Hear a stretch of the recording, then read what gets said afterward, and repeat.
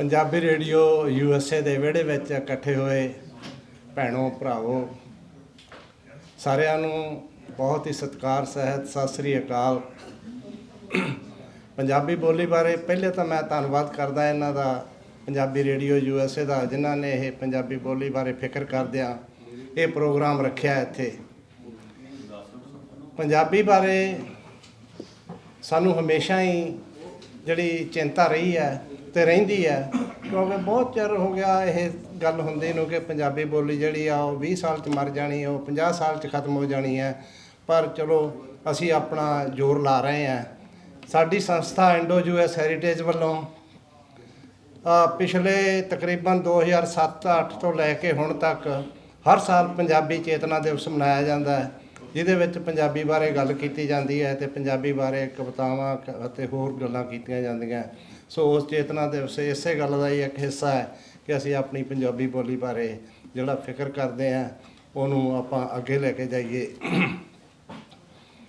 ਅੱਜ ਦੇ ਪ੍ਰੋਗਰਾਮ ਵਿੱਚ ਜਿਹੜਾ ਮੁੱਦਾ ਇਸ ਵੇਲੇ ਭਾਰੂ ਹੋਇਆ ਉਹ ਮੇਰੇ ਦਿਮਾਗ ਦੇ ਵਿੱਚ ਬੈਠਾ ਹੋਇਆ ਸੀਗਾ ਕਿ ਜਿਹੜਾ ਇੱਥੋਂ ਲੋਕਾਂ ਨੂੰ ਵਾਪਸ ਭੇਜਿਆ ਜਾ ਰਿਹਾ ਹੈ, ਪ੍ਰਦੇਸ਼ ਜਿਹੜੇ ਆਏ ਆ ਬੱਚੇ ਉਹਨਾਂ ਨੂੰ ਵਾਪਸ ਭੇਜਿਆ ਜਾ ਰਿਹਾ ਹੈ, ਅਤੇ ਉਹ ਜਿਵੇਂ ਵੀ ਆਏ ਆ, ਕੋਈ ਗਲਤ ਤਰੀਕੇ ਨਾਲ ਆਇਆ, ਕੋਈ ਸਹੀ ਆਇਆ, ਕੋਈ ਕਿਵੇਂ ਚਲੋ।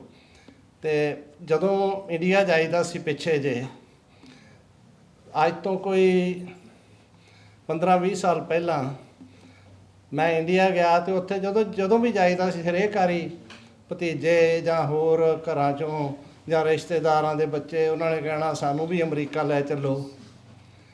ਅਤੇ ਮੈਨੂੰ ਐਂ ਲੱਗਣਾ ਵੀ ਮੈਂ ਤਾਂ ਆਪ ਅਮਰੀਕਾ ਆ ਕੇ ਵੀ ਮੈਨੂੰ ਆਉਣਾ ਨਹੀਂ ਚਾਹੀਦਾ ਸੀ, ਉੱਥੇ ਰਹਿ ਕੇ ਜਿਹੜੇ ਹਾਲਾਤ ਹੈ ਉਹਨਾਂ ਦਾ ਸਾਹਮਣਾ ਕਰਨਾ ਚਾਹੀਦਾ ਸੀ, ਨਾ ਕਿ ਇੱਥੇ ਆ ਕੇ ਇੱਥੇ ਦੀਆਂ ਚਕਾਚੌਂਧ ਦੇ ਵਿੱਚ ਫਸਣਾ ਚਾਹੀਦਾ ਸੀ।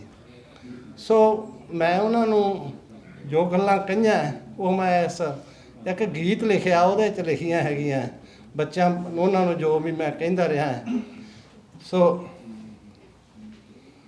ਉਹ ਗੀਤ ਦੇ ਵਿੱਚ ਲਿਖੀਆਂ ਉਹ ਗੱਲਾਂ, ਗੀਤ ਹੈ ਵੈਸੇ ਗੀਤ ਮੈਨੂੰ ਗਾਉਣਾ ਨਹੀਂ ਆਉਂਦਾ, ਅਤੇ ਮੈਂ ਹੁਣ ਬੈਠਾ ਸੋਚਦਾ ਸੀ ਮੈਂ ਗੀਤ ਰਾਜ ਬਰਾੜ ਨੂੰ ਦੇ ਦੇਣਾ ਸੀ, ਇਹ ਗਾ ਦਿੰਦੇ ਅਤੇ ਗੀਤ ਮੇਰਾ ਹੋਣਾ ਸੀ, ਸਾਡੇ ਦੋਵਾਂ ਦੀ ਹਾਜ਼ਰੀ ਲੱਗ ਜਾਣੀ ਸੀ ਹੈ।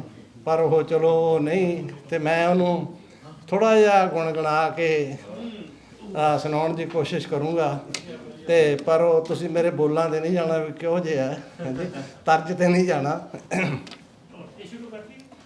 ਹਾਂਜੀ ਇੱਥੇ ਆ ਕੇ ਹਾਂਜੀ। ਉਹ ਜਿਹੜੇ ਬੱਚੇ ਕਹਿੰਦੇ ਸੀ ਕਿ ਸਾਨੂੰ ਲੈ ਜਾਓ ਉੱਧਰ ਲੈ ਜਾਓ ਉਹਨਾਂ ਬਾਰੇ ਗੱਲ ਕੀਤੀ ਹੈ। ਉਹ ਮੇਰੇ ਵੀਰ ਪੰਜਾਬੀਓ ਨਾ ਰੋਲੋ ਜਵਾਨੀ ਰੇਤ, ਕਿਤੇ ਤੁਸੀਂ ਵੀ ਮੇਰੇ ਵਾਂਗਰਾਂ ਨਾ ਤੁਰ ਜਾਣਾ ਪਰਦੇਸ। ਇੱਥੇ ਕੌਣ ਚੁੰਗੂਗਾ ਬੂਰੀਆਂ, ਕਿਹੜਾ ਚੂਰੀਆਂ ਜਾਊ ਸਮੇਟ, ਇੱਥੇ ਕੌਣ ਚਲਾਊ ਬੰਬੀਆਂ, ਉਹ ਤੁਹਾਡੇ ਕਿਹੜਾ ਵਾਹੂ ਖੇਤ। ਉੱਪਰ ਸੁਹਾਗੇ ਬੈਠ ਕੇ ਕਿਹੜਾ ਲਾਊ ਮਿਰਜੇ ਦੀ ਹੇਕ, ਕਿਵੇਂ ਦਿਲ ਵਿੱਚ ਖੁਸ਼ੀ ਕਰੁੰਬਲੂ ਆਉਂਦੀ ਭੱਤੇ ਵਾਲੀ ਵੇਖ। ਉਹ ਤੇਰੀ ਪੈਲੀ ਤੇ ਅੱਖ ਸ਼ਰੀਕ ਦੀ, ਪੈਲੀ ਤੇ ਅੱਖ ਸ਼ਰੀਕ ਦੀ, ਤੈਨੂੰ ਕਿਉਂ ਨਹੀਂ ਆਉਂਦਾ ਭੇਤ। ਮੈਂ ਤਾਂ ਮੁੜਕ ਆ ਗਿਆ। ਅਸੀਂ ਕਰੀਓ ਤੁਸੀਂ ਸੁਣਨ ਵਾਲਾ ਨਹੀਂ ਮੁੜਕਾ ਲਿਆਂਦਾ।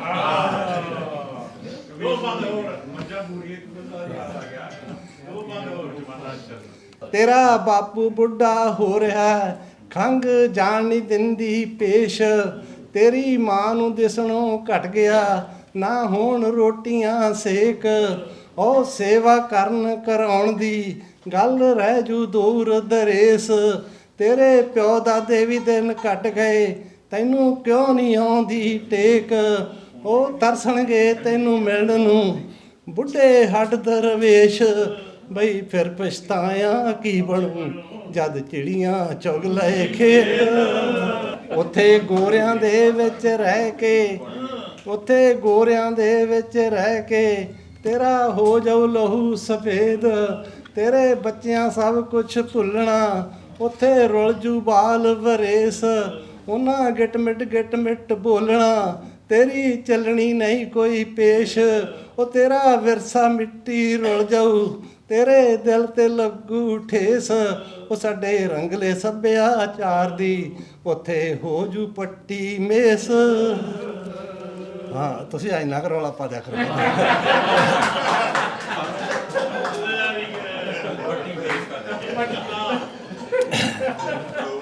ਅੱਛਾ ਤੇ ਅਗਲੀਆਂ ਲਾਈਨਾਂ ਜਿੰਨਾ ਕਰਕੇ ਮੈਂ ਇਹ ਗੀਤ ਲਿਖਿਆ ਐਕਚੁਅਲੀ ਕਿ ਮੈਂ ਜਿਵੇਂ ਸੋਚਦਾ ਸੀ ਮੈਨੂੰ ਨਹੀਂ ਆਉਣਾ ਚਾਹੀਦਾ ਸੀ ਉੱਥੇ ਹਾਲਾਤਾਂ ਦਾ ਸਾਹਮਣਾ ਕਰਨਾ ਚਾਹੀਦਾ ਸੀ।